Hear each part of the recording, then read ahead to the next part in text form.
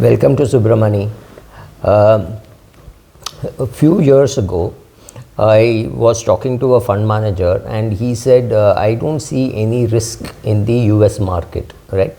This was, I think, post COVID, and the US market was booming, and he said this, actually said this. So, and yesterday I was at a book launch, and there again there was a mention that there seems to be no risk in the market. To me, these are the most worrisome things, because when you see no risk, when you can't see risk, you assume that there is no risk, right? That is a wrong assumption. It reminds me of a story happened long ago.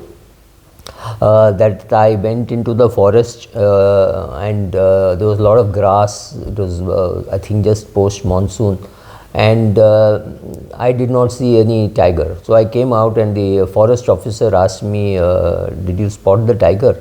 And I said no. He said the tiger was exactly in the place where you went to, which means the tiger saw you. Right. So tiger sighting means what? Tiger sighting means we think we have to see the tiger, but the reverse is also true, right? The tiger also has to see us.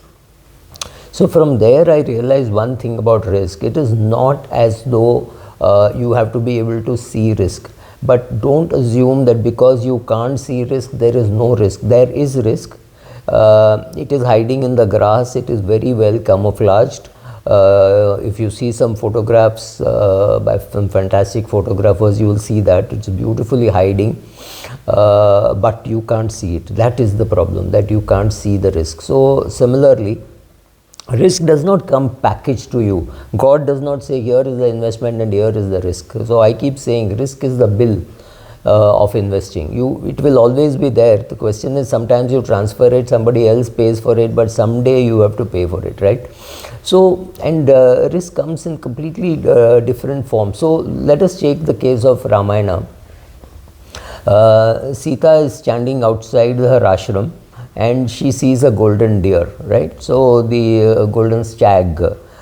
She sees the golden and silvery stag. I am now going to read out of Valmiki Ramayana, and it says, Sita sees the golden and silvery stag while picking flowers, and she who has hue of burnished gold gets excited by it. She gets so excited, she calls her husband and Lakshmana and said, "Oh Lord, please come with your brother to see this stag."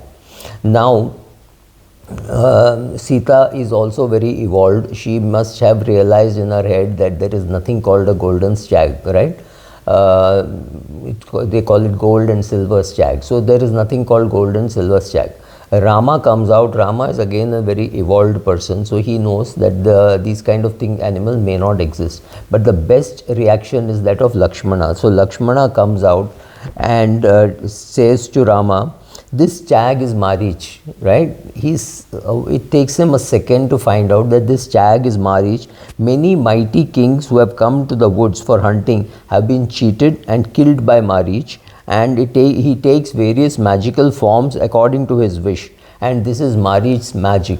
He has very clearly spelled out the risk for Rama, and he is telling Ram that this is Marich he is taking. You have to understand that this is Marich. Now, many investment advisors complain that the client does not listen to me, and so the question is, here Sita is not listening to Lakshmana. There is no question of trust, there is no question of mis-selling, there is no question of fees. She just does not listen. So sometimes it happens, you are blinded to not seeing risk. So there was risk.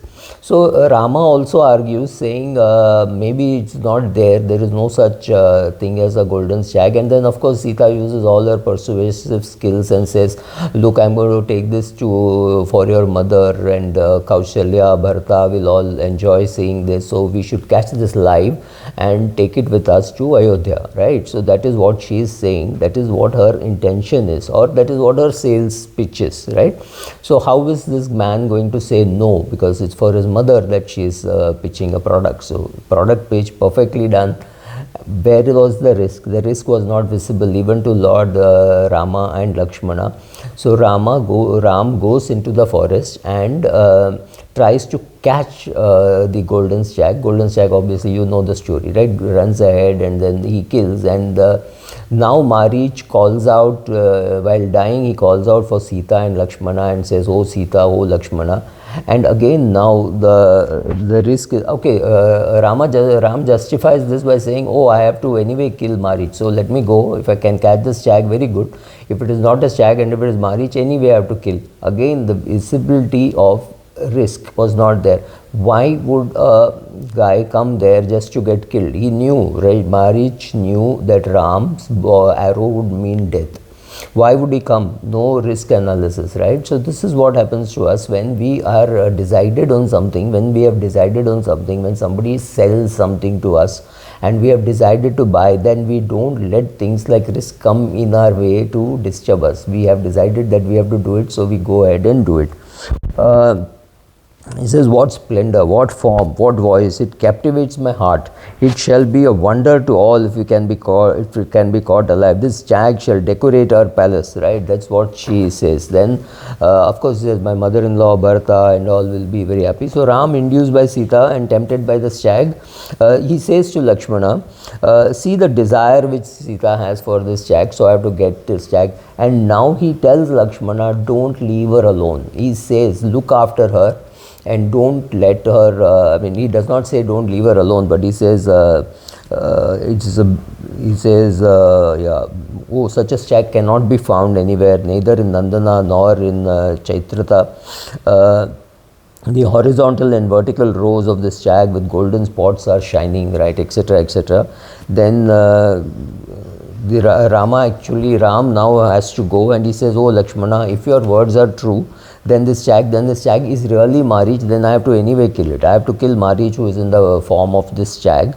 Also, many kings were cheated and killed by him, therefore he ought to be killed. Oh Lakshmana, take care of Sita.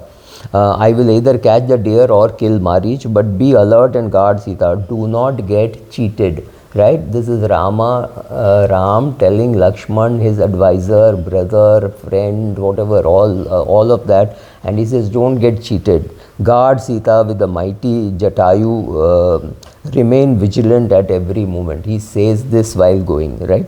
So Rama takes his sword, Rama takes his arrow, and he goes, and Marich, who is of course trying to cheat him, runs ahead. He tries to catch him, and then he shouts, and then you know the story.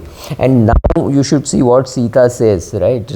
Sita says, Lakshmana, go, Ram is in help. Rama needs help, Ram is in danger, and Lakshman says, no, there is no danger for Ram. Nobody in the three worlds can conquer him, I don't need to go. And then Sita says the most cruel of words, saying, oh, I knew you were waiting for Ram to die so that you could marry me, or and stuff like that, which no advisor wants to hear, right? No advisor wants to be accused that he is hand in glove with the manufacturer to do something wrong. So at some stage you just give up and say, okay, you want to change your advisor, you change your advisor. So here, unfortunately for Lakshman, he cannot do that, but he has to still go. He has to still go and help the client. So this is the worry for the advisor. Sometimes he can't see the risk, sometimes the client can't see the risk, sometimes the people around the client force him to buy products which are not good, and sometimes the advisor turns around and says, Subhra, what can I do? He anyway wanted to invest money, so I gave him the forms. Now this is not right, because suddenly one day he will forget that you gave him, that you told him not to invest. He will remember that you gave the form, or you used your code and you did it digital, whatever. That is the only portion that they will remember. So when there is risk in a particular product or in a particular market, it is the job of the advisor to be able to see the risk, or to be able to tell the client and the client, people surrounding the client, that look, there is risk, I can't see it, or you can't see it, does not mean the risk is not there, and the risk could manifest itself in some form and at some time when you don't expect it to, right? You think the risk will hit you in 2 months, 3 months, but it may hit you later. For example, the risk today in the market as not visible to anybody does not mean there is no risk. What is the risk?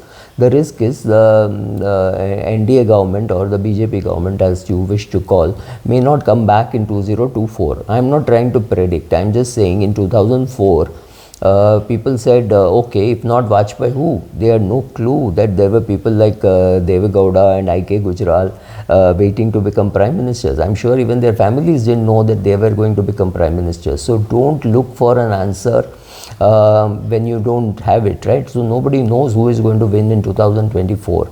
2004 BJP was very different from 2024. That also I admit. But accept that there are human beings. Anything can happen. You can win, you can lose. You be ready for it. I am not even saying NDA BJP losing is bad for the economy or anything. I am not saying anything of that sort. I am saying be ready for risk. You don't know from where it comes, and when you can't see risk, don't assume risk is not there. Risk is there. Risk is lurking in the grass. It has not taught you how to see it, right? It is not, you're not trained enough to see it. Anyway, if you're a city dweller, you cannot spot the tiger. You need the guide. After 20, 30, 40 years of going into the forest, you still can't spot the tiger. You still need that guide or the driver to tell you look properly, and especially leopards.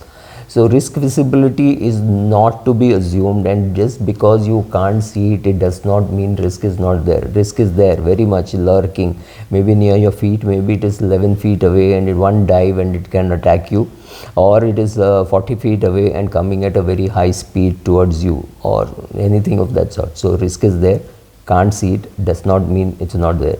Thank you.